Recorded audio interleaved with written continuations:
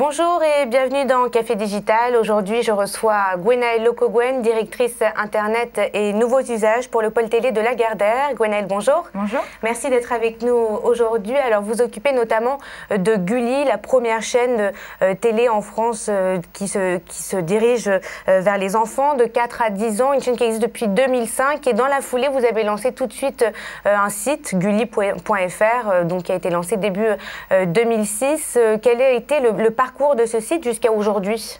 Alors en fait, Gulli, du fait justement d'être sur une chaîne assez récente, on a pu lancer directement la stratégie digitale. Ce qui fait qu'aujourd'hui, effectivement, on a une sorte de développement assez impressionnant sur le digital. Donc le site a été lancé plutôt comme compagnon de la chaîne, c'est-à-dire un prolongement de la chaîne autour des héros principalement et autour des jeux. Et progressivement, en fait, ce site a pris vie en tant que tel. C'est-à-dire qu'on est toujours le site de la chaîne de Gulli, bien évidemment, mais on va encore plus loin en utilisant justement la matière, enfin, le fait que toutes les possibilités que nous propose Internet, donc les possibilités communautaires. C'est-à-dire que l'internaute, votre jeune internaute, n'est pas forcément un téléspectateur? Je pense qu'il l'est pour la plupart, parce qu'en fait, les enfants sont quand même très attirés par leurs héros.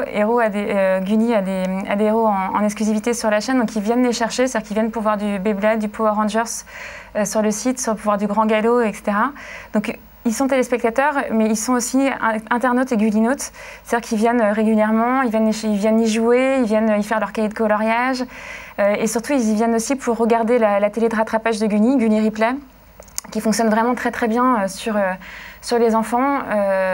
On bat notamment des records, tous supports confondus. On est à plus de quasiment 9 millions de vidéos vues sur le mois d'octobre. Donc en fait, c'est tout un univers. C'est l'univers de la chaîne. C'est une des destinations de divertissement familial que propose Gulli. C'est-à-dire que j'en dis Gulli, c'est avant tout une chaîne. C'est aussi un site web qui est le premier site web jeunesse français avec quasiment 600 000 visiteurs uniques par mois. C'est aussi la première destination de jeunesse sur le digital, puisqu'on a quasiment 700 000 applications téléchargées. C'est-à-dire que du site, en plus, vous avez décliné la marque Gulli, voilà. du site internet. Je vous parle aujourd'hui plutôt du digital, parce qu'on a un café digital, mais c'est une marque qui s'est aussi déclinée en termes de divertissement familial sur le terrain, avec un Gulli Park qui a 1 an maintenant, qui va fêter son 100 millième visiteur prochainement. On a aussi des tournées d'été, des tournées d'hiver. Donc bref, c'est vraiment tout ça vient nourrir cette promesse de divertissement pour toute la famille et aussi pour les enfants. Alors sur le digital, effectivement, on est parti du site web, naturellement, parce que voilà, les évolutions technologiques sont ainsi. Ensuite, on a donc sorti notre application il y a plus de 2 ans, qui était principalement axée sur du replay. Et là, l'idée aussi, c'est d'aller plus loin, d'être plus sur le divertissement et donc de proposer de plus en plus des jeux, des interactions, enfin, d'aller plus loin que de la vidéo, comme on l'a fait sur le site précédemment. Et on est aussi, on est présent depuis le mois d'octobre. L'actualité est très chaude sur Xbox 360. Donc vraiment, Gulli a vocation sur le digital en fait à se propager. C'est une vraie marque, c'est-à-dire qu'aujourd'hui la force de Gulli, c'est que les enfants la recherchent. Je crois qu'elle est connue par 98% des foyers français avec enfants. Donc en fait, on le voit parce que sur le nombre de consommations, par exemple, de vidéos sur le digital, on est au-delà de nos parts d'audience, etc. habituelles. Donc c'est-à-dire qu'on est vraiment sur des enfants et des parents qui ont pris le pli de ces nouveaux usages. De l'application, vous êtes également lancé à la tablette Gulli. Vous pouvez nous montrer un petit peu en quoi ça consiste? Alors la tablette est sortie il y a un peu plus d'1 mois.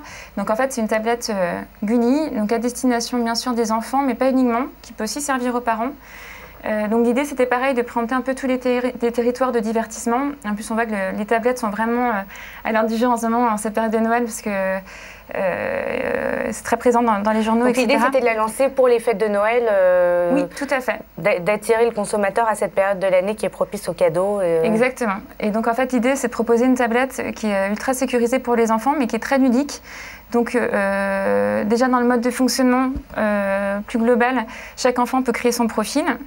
Et les parents aussi peuvent se servir de la tablette? Oui, tout à fait. Alors en fait déjà donc sur le paramétrage des profils, c'est-à-dire que les parents peuvent en fonction de chaque profil décider d'un temps de consommation par jour, donc ce qui est très intéressant parce qu'en fonction de l'âge de l'enfant, on ne va pas être sur les mêmes règles.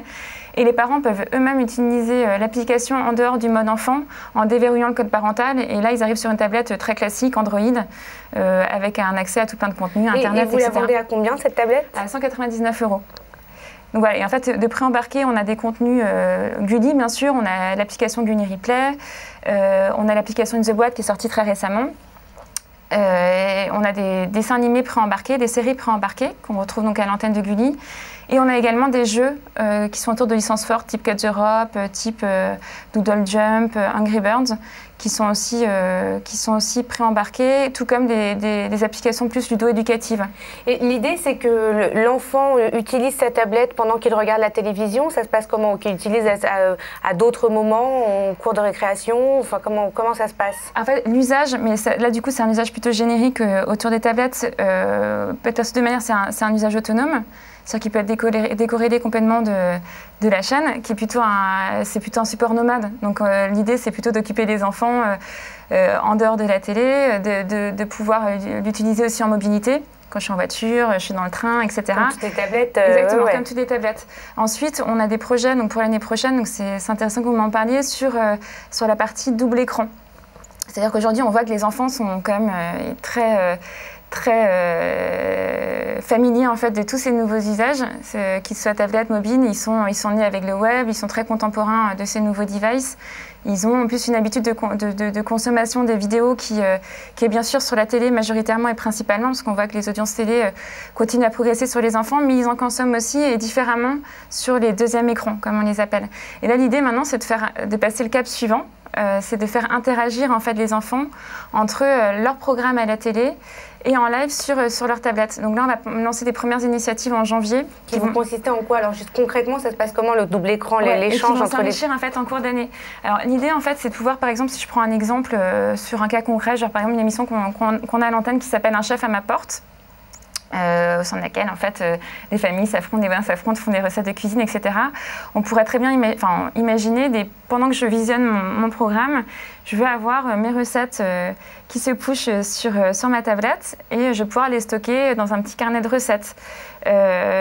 Ou si je regarde Pokémon, je vais pouvoir avoir tous les descriptifs de mes personnages. Ou Beyblade, je vais avoir au fur et à mesure, je vais pouvoir stocker la force des toupies, etc. Enfin, c'est vraiment de pouvoir avoir, dans un premier temps, une interaction plutôt en push, qui fait qu'en fait, ça me détourne pas de mon visionnage télé, parce que le principal, c'est de garder un confort de visionnage de sa télé. Je suis face à mon programme, voilà, j'y reste.